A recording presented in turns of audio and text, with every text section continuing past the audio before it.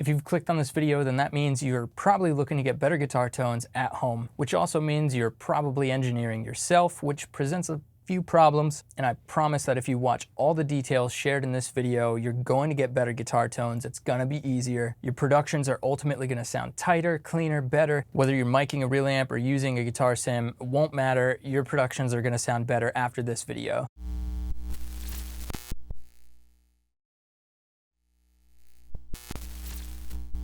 My name is Steve Kinney. I'm a producer, engineer, and content creator here in Nashville, Tennessee. Now, normally on my channel, I talk a lot about UAD, Luna, and Apollos, so if you're interested in that sort of thing, go over to my channel, The Steve Kinney. However, NOIZ Hub Media has asked myself, along with a number of other great creators, to collaborate on the channel, which I think is a great thing. So show NOIZ Hub Media how much you appreciate the collaborations and hit the like button, subscribe to the channel. Tell us in the comments below how you guys are recording your guitars and if you found this video helpful at all. So with anything in high-end audio production, the devil's in the details. And the details that we need to focus on first are the problems that you might not actually realize are problems from tracking at home. So what are we up against? Well, first, timing. All the little timing variations really start to add up and become really noticeable and muddy up your mixes and your productions as you start to build layer after layer after layer. So that's the first thing that we're up against. Number two, and this is a big one, and I never see anyone talk about it. In live audio, there's this concept called occlusion, and basically what that means is as you have your in-ears in,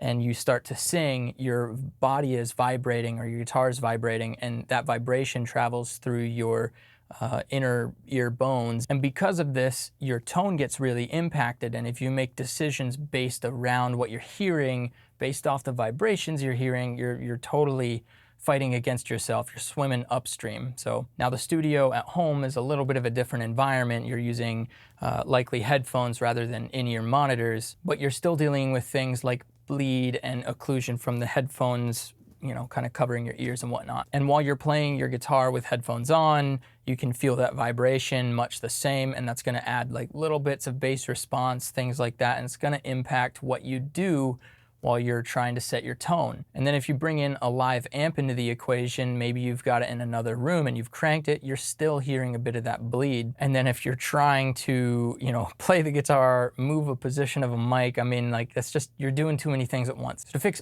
all of this at once, the solution is incredibly simple. You're gonna start by recording a DI of your guitar. You focus on the performance, you focus on the timing, focus on the feel, and then you edit that DI and send it back out of the box, tweak the sound away if you're miking a guitar amp, but every time you're gonna get a perfect recording. Of course, while you're doing this performance, you can monitor however you want. If you wanna run it through an amp, if you wanna run it through an amp sim in the box, just imagine getting the perfect guitar performance every single time you go to hit playback or every time you go to hit record, and then being able to tweak the mic position or change a setting, again, with the perfect performance every time. And since you're not playing anymore, you're just simply listening to playback, you're not gonna be influenced by the vibration of the guitar or the ambient noise from the pick or anything like that.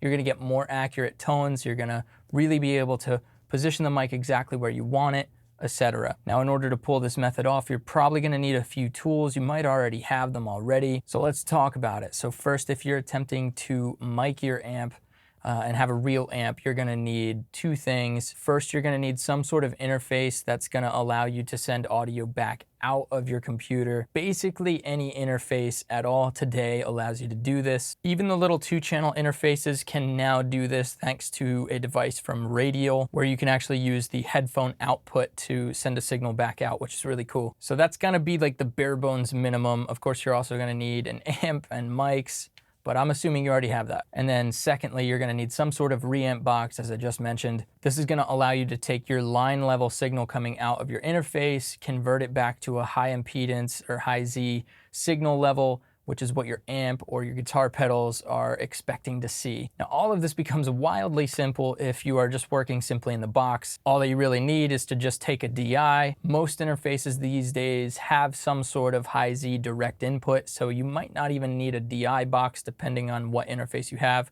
For example, the Apollos, you just plug them straight into the Apollo. hit record, you're good. If your interface doesn't have that, then you can get a DI box pretty cheap. And then from there, you just record your guitar, perfect the performances, and then throw an amp sim over the top of it, and then get your tones. I know it kind of sounds counterintuitive, you want to get your tones first, but just get a placeholder, get something that's close, and then worry about dialing it in after the fact. But that devil in the detail there is that you're really perfecting and editing the DI signal.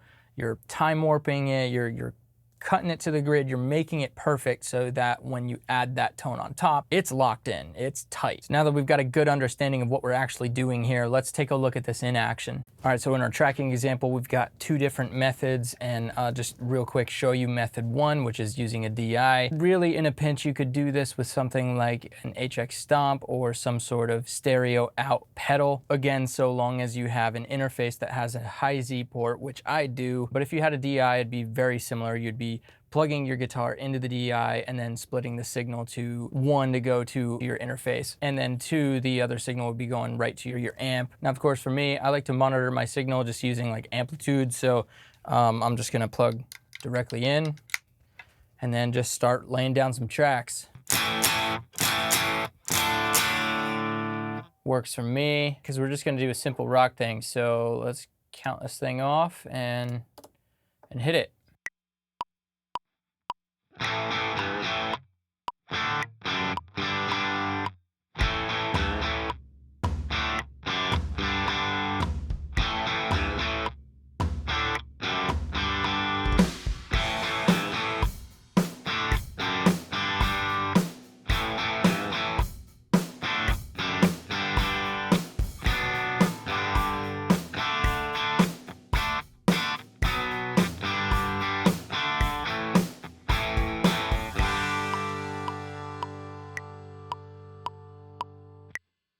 Time for a new guitar, trusty axe. So right from the intro.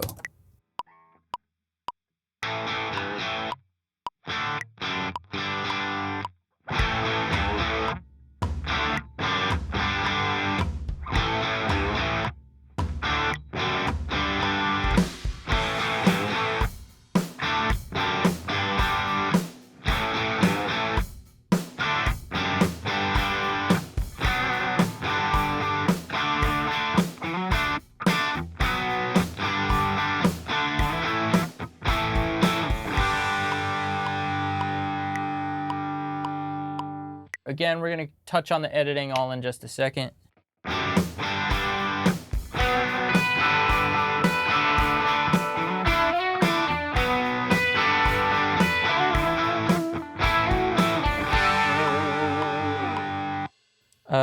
Let's go again.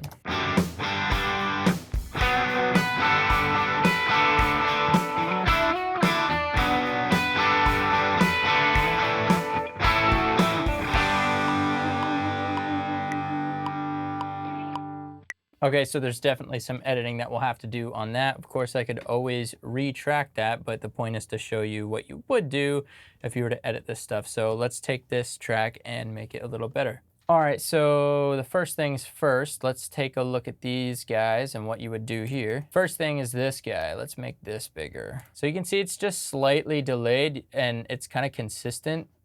So you could just kind of drag this over a bit, something like that. That'd probably feel a bit better. Right, and then actually in reality too, if you really wanted to get like super clean with it, you just delete it and fade her in.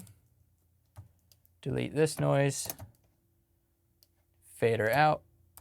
This guy is also a bit ahead, so separate it, push the transient over, and then there you go. Yep, this guy is also pretty early. Separate it a bit, there you go, and then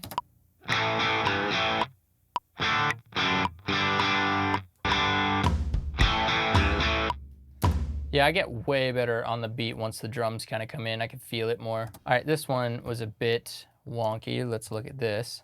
And so if you were to warp the audio, right, like if you were to actually kind of fix this, in Pro Tools it has a similar function. I'm in Luna, but basically you would come here, find the transient, and add a point to lock the audio on either side. I'm gonna add one down here. Then we're gonna add one right here. And we're just gonna push the audio a little bit further on either side. There we go. Now this should sound way better. Yeah, so much cleaner.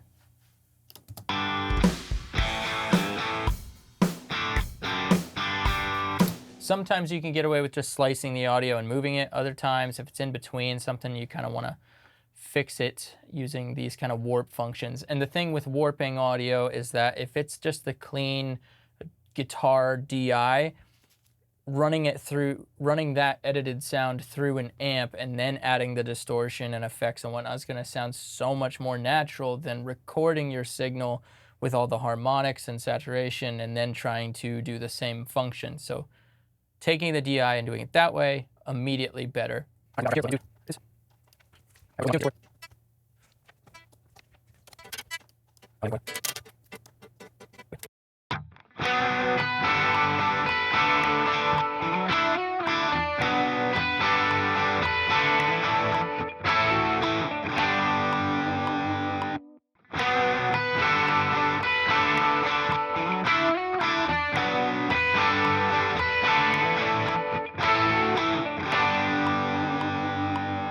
That's how you'd edit all of this. You'd take your DI, fade out the parts you don't need, make it cleaner, tighten up the timing, and now we're gonna send it out of the computer. So it's at this point that the reamp box really comes into the equation. Basically, it just takes a balanced line out. You can see here that it's XLR, not TRS, and that's okay because you can just use a balanced TRS jack to XLR adapter. That's totally fine. The one thing I will say is that make sure if you're using a patch bay or the line out that this is already connected first. You want that already kind of plugged up, and you don't want the amp on until it's connected. Just playing it safe. That's kind of like the happy rule. So yeah, so that's what you do. So we're gonna get this connected.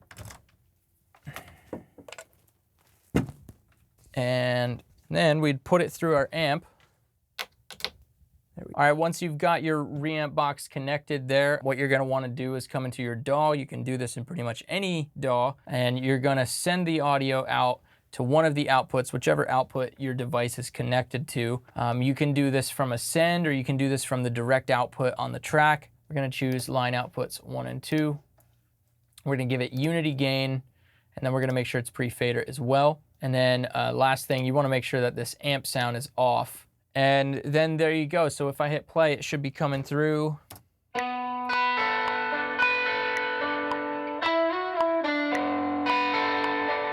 As you can hear, it's coming through the amp just fine.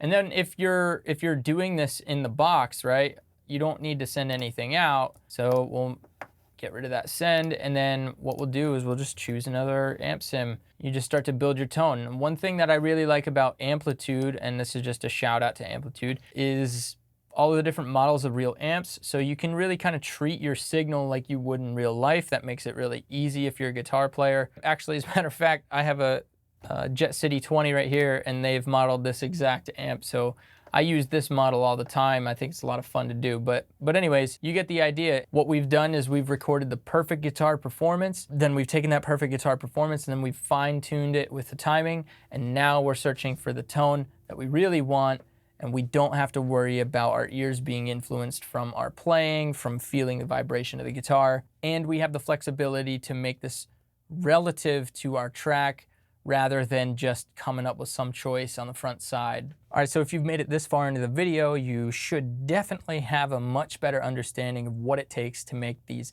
amazing, crisp, perfect guitar tracks that you hear on the radio. Let me know in the comments below, is this a technique that you already use? Is this something that you're gonna try on your next project? Is there something I missed? Is there a different way of doing this entirely? Either way, let me know in the comments. If you found this video useful in the slightest, please subscribe to the channel and hit the like button and stay tuned for the next video. We really appreciate it, guys. Cheers.